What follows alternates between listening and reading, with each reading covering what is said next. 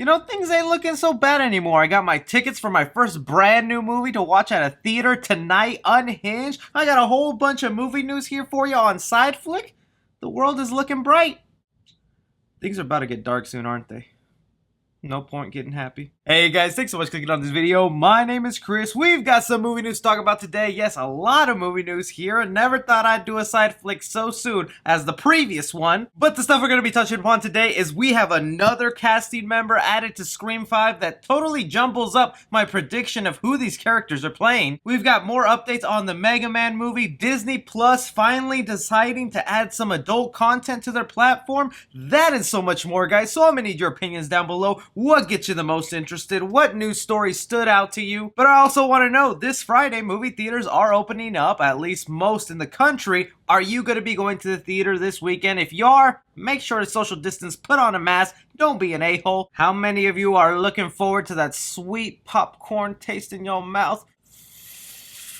Alright, so the first story we're going to dive into here, you know me, if there's a small movie with an interesting premise, I like to bring it full forward as an appetizer for us to munch on. We have Deadline here reporting of a new Pete Davidson movie where he's going to star alongside O'Shea Jackson, that's Ice Cube's son. You might have seen him play his father in Straight Outta Compton. Already got me interested because I am a fan of these two actors and what they've done so far in the industry. This is also a movie that's going to be produced by Kevin Hart, okay, another formula for success in my opinion, and this is the premise that got me intrigued and the reason I'm bringing it up. The movie's called American Soul, and the story goes as American Soul is a story about the highly exciting, very profitable sneaker industry and the secondary sneaker market. The pick follows two 20-somethings with mountains of college debt who use the fast cash of aftermarket sneaker reselling to achieve their American dream, but when their startup runs out of cash and a shady investor is their only way out, the dream quickly becomes a nightmare. I don't know how many of you are aware of the aftermarket for reselling sneakers. These are the people who buy out all the latest sneakers and then try flipping them for a profit online. It's a really huge market, and the only reason I know about it is because my best friend from high school is a sneakerhead to the fullest. Kind of bringing up this story just for you, buddy. Hope you're out there. But it's a world that always fascinated me because it gets intense out there. These shoes, people buy them for what was $80, and then weeks later, these shoes are worth like $800, and people are making bank. It's a very interesting culture, and you pair that up with Pete Davidson, who I really liked in the movie King of Staten Island. Also, O'Shea Jackson, who I liked him in Den of Thieves and Straight Outta Compton. They seem like perfect fits to be giving us this Wolf of Wall Street style movie in the world of reselling sneakers. So you know what? Count me intrigued. I'm definitely going to check this thing out whenever it's released. You sneakerheads out there, does this movie excite you because it's a world you understand? Or to people who are completely new to this, would you be interested in watching this for the actors and the premise? Next up, we have a video game being turned into a live-action movie, Megaman. Now, we did talk about this in a previous side flick, that Megaman, the movie, is still happening. It was thought to be dead and long gone. But the recent writer who brought us Project Power on Netflix this weekend is going ahead doing interviews promoting the movie Project Power on Netflix. But aside from that, now that Project Power has released, he's given further details on what he plans to do with the movie and writing it. It's a little bit long, but this is what he had to say. I think the same way with any other character, you treat him like he's a real person. I was brought into that later in the process because Henry and Ariel, who directed Project Power, are also directing the Mega Man movie. And they've been working on it for a while, and we just had such a good time working on Project Power together that I decided to be kind enough to continue to party in this other universe. My way into it was always, what is compelling story? What is the real soul of that character? We all kind of know him as this cartoonish blue bomber who jumps and shoots, and to kind of go beyond that and knowing that, okay, visually it's going to be a certain thing that is going to please the video game fan,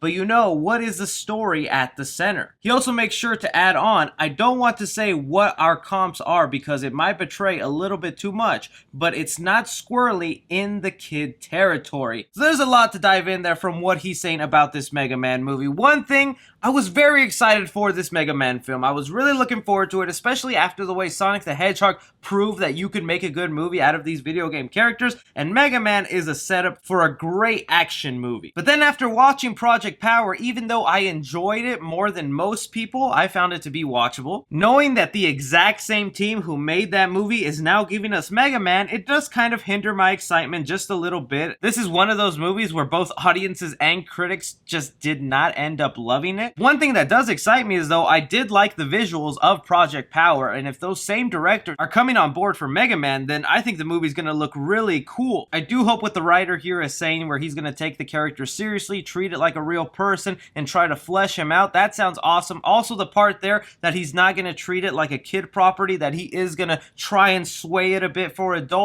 That sounds awesome. Who doesn't want that? Especially since a lot of your Mega Man fans are now older. So with the people behind Project Power in both directing and writing making this Mega Man movie, does it make you excited, or do these comments that the writer had to say get you even more hyped? From there, getting to some horror movie news that, oh, you know I had to do this. I'm so happy I got this in the mail. I got this little bad boy, and he's going somewhere here.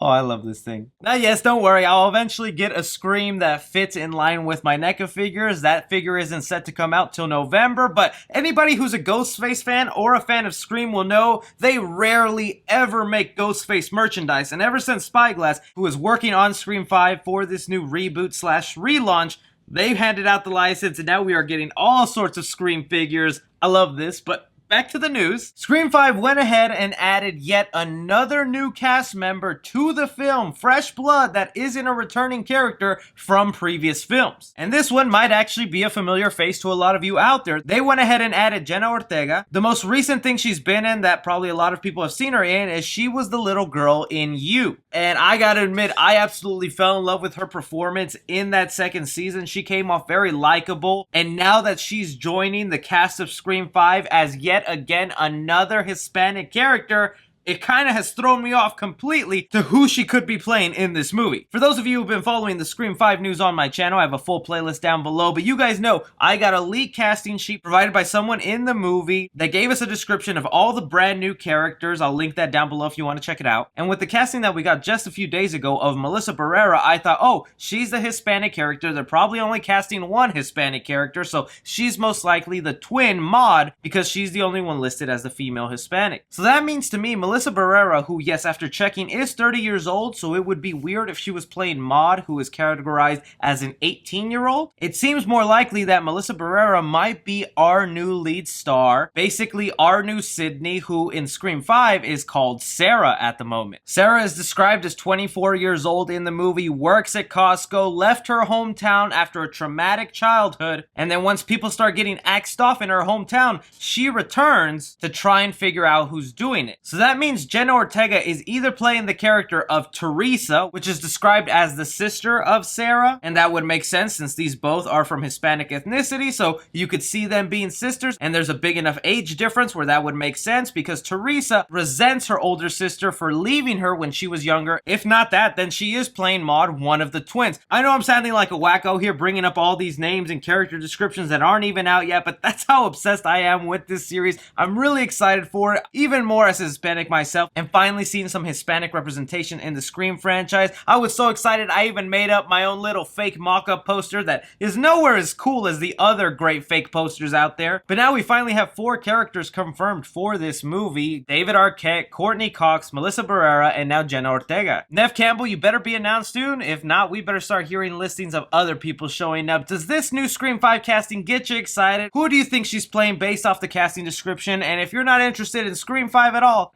I thank you for watching this, man. You're really cool. Jumping from there, let's talk a little bit about Disney Plus. Now, you guys know I am a fan of Disney Plus. I like the platform. I like what Disney is doing, especially because of all the new shows that we will be getting in the future. Like, we are set to get Season 2 of The Mandalorian this year. Heck, they even say we're getting the trailer for Season 2 possibly within the next couple weeks, so that's really exciting. But my biggest criticism of the platform thus far has been that it is so kid-centric. It is too family-friendly that I think it will hurt its future in growth and appealing to a wider audience. Disney seems to have been picking up on that because it looks like they'll be changing things pretty soon. According to reports, so it's not completely official yet, this is just something going around, Disney may add adult content / parent controls. What this new report is basically going around and saying is that Disney is experimenting with the idea of adding more adult content to their platform through a pass-coded lock screen that only the parents who own Disney Plus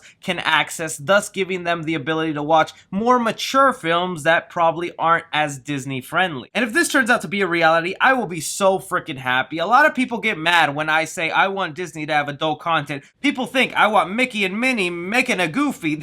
That's not what I mean at all. What I mean is I just want them to be able to show stuff with a little more of a mature theme, with some violence, some cursing. I mean, they've already lost a couple of shows that were meant to go on their platform, like Love, Victor. That was a show about a gay teen growing up in high school, but apparently it was too mature for Disney, so they sent it to Hulu, and after people watched the show, they were like, what was so bad about this? It's pretty okay for audiences. And we don't even have to talk about the fact that the revival Lizzie McGuire show was completely put on hold, and the producer of that show was fired because he was making the show a little too mature with themes of cheating, affairs, divorce, even characters just talking about the act of doing it. So I'm all up for Disney Plus adding this. I do just wonder, for the people who don't have kids like me and just want to be able to access this more mature side of Disney Plus, will I still have to put in a password, or will it just be as simple as swiping over to another page? What do you guys think about Disney Plus adding an adult section for more mature movies and shows? But okay, bringing it to one of the biggest movie news that we've had in most recent times in this dry season is Sony Pictures finally moving forward with one of their new Spider-Man spin-offs. And the person that they have attached right now really kind of excites me for this, where before I was not looking forward to it. Deadline here has it reported that Olivia Wilde has been tapped to direct an untitled female-centered Marvel movie at Sony. Now already I'm all the way on board, because if you don't know, Olivia Wilde made a movie entitled Booksmart that came out in 2019. I found that absolutely hilarious, so funny, and not even just that, it was a well-made movie with good characters, good development, had a lot of heart. When you have a person as talented as that attached to a film, it's easy to get excited. Now, one thing that Deadline does say here is that it's not confirmed what movie she will be making in this new Spider-Man spin-off universe, but it's heavily believed to be Spider-Woman, aka Jessica Drew. For those of you who might have forgotten, Sony is going all ahead with this solo Spider-Man universe and creating movies within that. I really hate the name they came up with, because the official name for the Spider-Man solo universe that Sony created is Sony Pictures Universe of Marvel Characters.